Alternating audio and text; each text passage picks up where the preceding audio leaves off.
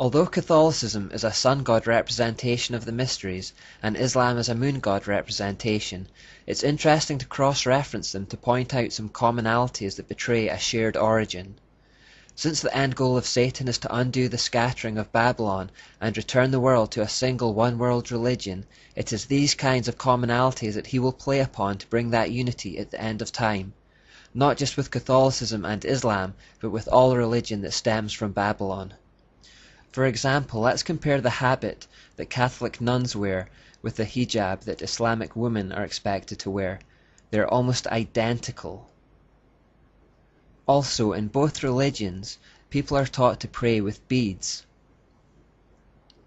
Just as Muhammad is said to have received his revelation in a cave, Mary is also depicted as living in caves or grottos in Catholicism.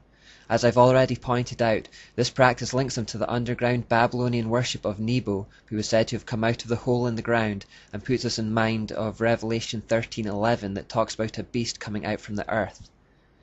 The mysteries were often celebrated in caves or grottos, and this explains the origin of this practice today and why revelations from Satan are so often given in the darkness.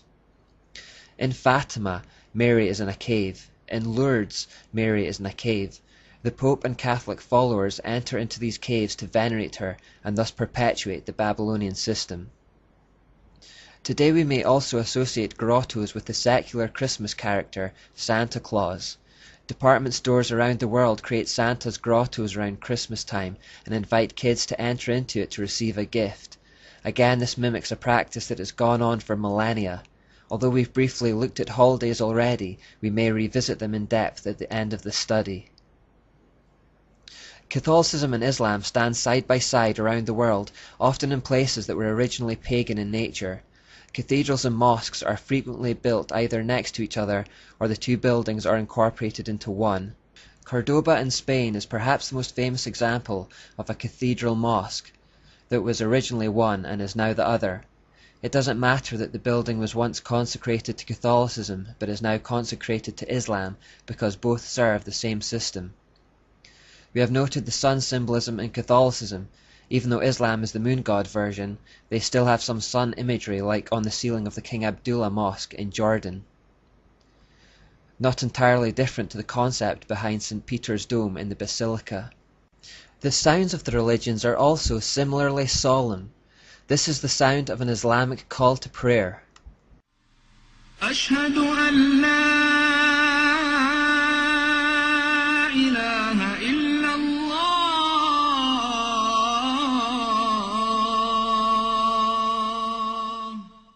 Now compare it with the sound of a Gregorian chant. They are both similarly haunting, mournful, and melancholic.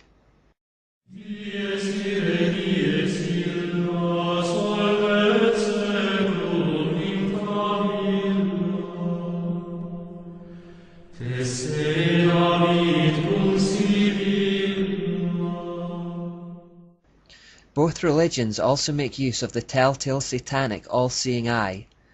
This is a typical example from an Islamic taxicab where they are used as a charm to ward off evil and for protection. You will also unsurprisingly find this symbol in Catholicism. This is one example found on the confessional at the Cathedral Milano in Italy.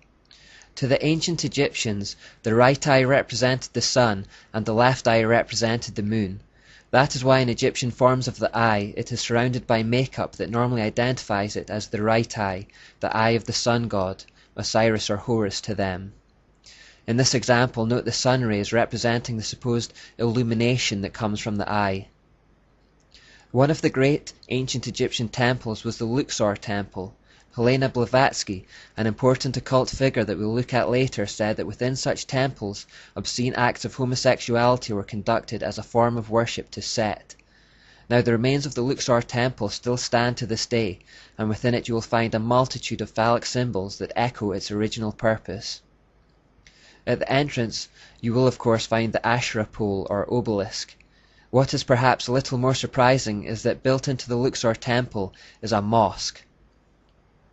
Some Catholics plainly see the similarities with Islam and are looking for a shared future based on the truth that they have the same origin. Vatican insider Dr. David Malachi Martin said that on the basis of a personal message from Mary to Pope John Paul II, he believed that there will come a day when the heart of Islam, already attuned to the figures of Christ and Christ's mother Mary, will receive the illumination it needs, a second Fatima, in which they will recognize him as God's true vicar on earth. Then with fellow travellers like the Church of England, the Episcopal Church, and others of like mind, the Pope could be worshipped as the infallible Holy Father by over 1/2 of the world's population. This idea of ecumenism, or unity between religions, is gaining a lot of momentum in the world today, and behind it is the fact that Satan wants to reverse the scattering of Babylon and bring the whole world together again under his mystery religion. Given that the false religions of the world share the same root, they all have commonalities which are to be highlighted to achieve this end. The idea is to bring the world under the headship of the Pope because he is the earthly head of the mysteries. Because of Muhammad's Catholic influence, Muslims already believe in Mary's Immaculate Conception and virgin birth.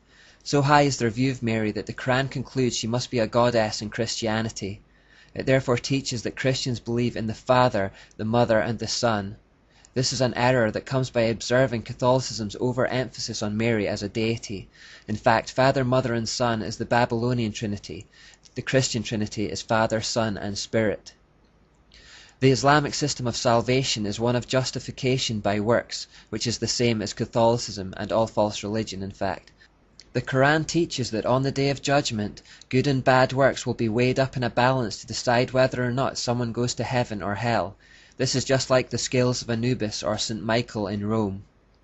In Islamic states, there is no division between religion and politics. This merger of secular and sacred is similar to the Church of Rome, where the sovereign pontiff is both head of the religion and a reigning monarch. A final similarity with the Church of Rome is persecution, firstly of Jews and secondly of Christians. This is an indicator of Satan's presence. The Jews were granted full citizenship of Rome in 212 AD. However, when the empire became Catholicized under Constantine 100 years later, this toleration of Jews declined and persecution began. This was the start of a long history of terrible persecution of Jews by the Church of Rome. Likewise, we have already seen how Muhammad developed a hatred of the Jews and took to attacking and massacring them. In conclusion, we should be careful not to bow to the pressure of the politically correct lobby and blaspheme the name of God by placing him on a level with Allah, or to even suggest that they are one and the same under different names. Allah is Baal. We should also be clear in refusing to compromise with Catholicism and its Babylonian ways.